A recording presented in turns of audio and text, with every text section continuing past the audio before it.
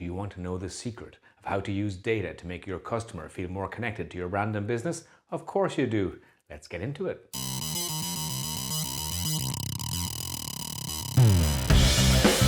Data is the new oil. How many times have you heard that?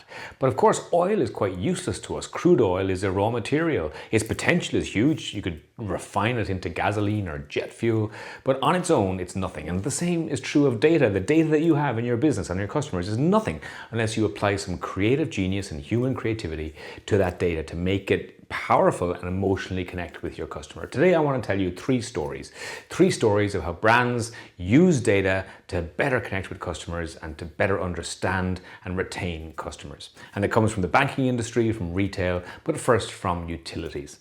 Octopus Energy is a UK sustainable energy company that prides themselves on a strong brand and a strong customer experience, because ultimately utilities, electricity, gas, it's just a commodity product, nothing unusual. So you have to put a layer around it of some other competitive advantage, and customer experience is what they chose. And in 2020, just like every other utility company or financial services company, they had a huge issue with customer contact center inbound calls. Everyone was calling up, people were furloughed, they weren't working. And so obviously people couldn't pay their bills, and they were contacting their banks, their insurance companies, and their utility companies. At the same time, they had staffing issues because they were moving from a work from home model, that the recruitment of staff was difficult, and so they had low numbers of staff, high numbers of calls, which meant higher call waiting times. Now, for any customer experience director, you don't like that. You don't want people waiting on hold for too long. We all know 30 seconds on hold feels like 10 minutes, and you hear that awful music, or you get the commercial upselling from the company, or you get their latest campaign song again and again. And so, they thought, well, what can we do? We can't decrease the waiting time, but maybe we can make people feel better while they're waiting. And one of their executives had recently read an article about nostalgia, and apparently the most nostalgic music or song that you will ever hear is the summer hit when you were 14. Age 14, that big long hot summer ahead of you, you were smoking secret cigarettes behind the bike shed, hormones, all that summer. The backing track, the soundtrack to that summer is quite powerful nostalgic music for you. So they built a super simple system, and this is the power of data, but the creative genius behind it is wonderful. You would call in, they would harvest your phone number and connect it to your account immediately, and that happens in most contact centers. But then they would go one step further. They'd take the account number, link it to your account, pull your date of birth, pull the year of birth, and then play you the song from their jukebox of 60 or 70 songs that was the summer hit when you were 14. So every single caller got the song that was relevant to them from a nostalgic point of view, aged 14, which meant that the time waiting was spent enjoying the song. In fact, many people, when they got interrupted by the actual call agent, said, hey, I was listening to that. And so here's a genius example of someone taking a very simple piece of customer data, your date of birth, and connecting it to a powerful creative idea of making you feel special, the song when you were 14. Harvesting nostalgia, harvesting the feels. This is where data connects with customer emotion. Great example.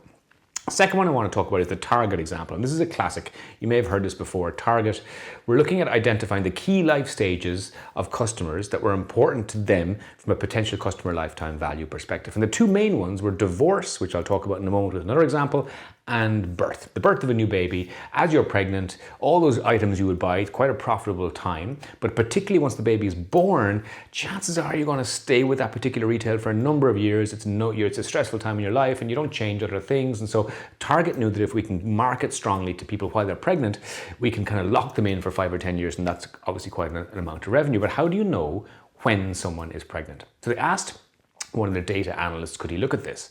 And so he looked at the baby registry that they had, and then he modeled data backwards to look at what people were buying a few months previous. And the same with diapers. If you were buying 3-month-old diapers today, then obviously 3 months ago, 6 months ago, you were pregnant. So he looked at all your purchases while you were pregnant. Target, when they get a customer, they form a Target ID against that customer. It doesn't matter if you're not a member of their loyalty scheme, your credit card is linked to your ID, and everything you ever buy with that credit card is linked to your purchase basket. And so they can model millions and millions and millions of transactions. And so what they found is that obviously some simple things, if you buy a big purse that can also double as a diaper bag while you were loading up on magnesium and zinc and calcium supplements at the same time as swapping away from the scented shampoo that you'd always bought to a non-scented one, chances are you're pregnant. So he modeled 25 key purchases and categories. He built a pregnancy predictor calculator, which meant that he could run any shopper's data through it and identify who was likely pregnant or not. In fact, he could do it to the trimester. So powerful. And so they started mailing coupons for baby products to these people as a test. And of course, it got a bit creepy because the customers thought, well, how do you know I'm pregnant? I haven't even told my friends and family. And so there was a bit of a backlash against kind of personalization and privacy, that seesaw. And so what Target learned is actually they can send those coupons to the pregnant people, but in amongst all the coupons, they put lawnmower ads and whiskey ads and wine glasses. And so it kind of disguised the fact that we know you're pregnant. And so there's a great example of, again, data being used, very simple data. What have you bought in the past and what pregnant people have bought in the past, and how we can use that modeling to predict who might be pregnant now. But it makes it more relevant for Target. So now it's contextual. So now the advertising we send you is going to be relevant to your life stage, the pregnancy. And so it's a great example of, again, creative genius thinking, hang on, how can we do this?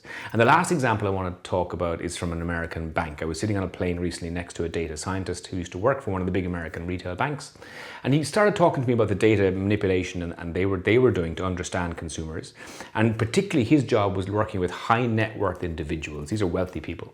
And he mentioned two life stages that, again, are really important from a banking point of view. The first one was death. So often if a wealthy individual dies, their heirs, their children usually, they tend to bank in other banks because they want their autonomy financially from the parent, but also they don't want that embarrassing conversation at Thanksgiving that, David, did you buy another sports car? And so they tend to have other banks at play. But when the person dies and their wealth is distributed to their siblings and to their children, that wealth often leaves the bank to those other institutions. And of course, the bank that this man is working for doesn't like that. So they wanted to know, if we knew when people were going to die, 6 and 12 months before that moment, we could start building deeper, more meaningful, trustful relationships with these children, and that when that time came, they may very well stay with us. And so they built, you'll be surprised, a death calculator.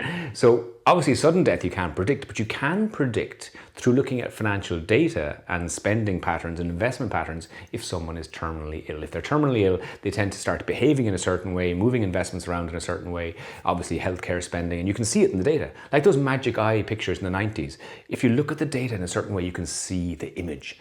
And so they built a death calculator, which meant that the relationship managers could start having those conversations with children 6 months or 12 months out from a likely end of life situation, which is a bit creepy when you think about it. And the other one was divorce. Again, as mentioned earlier on with Target, divorce is a key life stage where lots of decisions happen. Similarly with high worth individuals, when they get divorced, obviously one of the spouses takes their share and generally leaves the bank with it. They go to another bank simply because, well, you bank here, I'm banking elsewhere.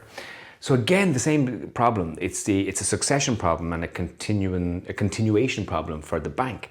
And so what they would like to do is have a conversation with those spouses, again, building trust, building connection before that event. So how can you predict if someone's going to get divorced? Well, sometimes incompatibility happens, but the main reason for divorce is infidelity after the incompatibility piece. How can you predict infidelity through financial data? Apparently, again, very easily. He built a model, and again, it's looking at, like, you open a second credit card using a different address, maybe your office address instead of the domestic address, lots of little hotel stays, travel stays, maybe different geolocations of the partner's credit card versus the spouse during one of those small stays. Anyway, very simple data manipulation shows the likelihood that if someone is having an affair, having infidelity in their lives, and obviously as a consequence, maybe 12 months down the line, you could have a divorce. And so that calculator, again, gives the relationship manager the ability to start talking to the spouse, bringing them in, not telling them about the affair, obviously, but more to the point, building trust, building connection for that future potential business.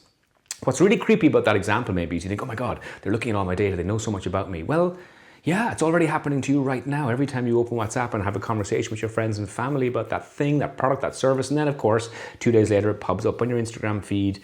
You think, how did that happen? You know how it happened. The data is being harvested all the time from every single thing we do financially, every single text you send, every single voicemail you send. It's all being collated for brands and businesses to be able to deliver you contextual solutions. When they get it right, it's actually quite useful. When they get it wrong, it feels a bit creepy.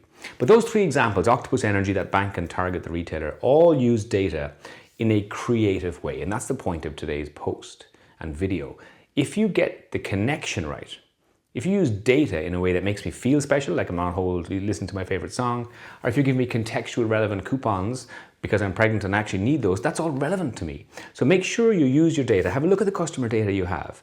Forget about systems and software and data silos and numbers. That's worth nothing, just like a barrel of crude oil. You have to refine the data and make it connect emotionally somehow with a customer. Connection is everything, and that's the point. Go look at the data, see what you can use, and it can be as simple as using a date of birth, connecting it to a jukebox, and feeding that favorite song into a customer's ears. Your job, no matter what brand of business you have, no matter what function you have in the company, is to find the data and use a human, creative, genius way to use that data to connect with people. And AI and algorithms are never going to have that creative genius of the connection moment, the moment where we can take this bit of data and use this insight and put those two things together and make something magical happen from a customer experience point of view. Until next time, I'm Ken Hughes.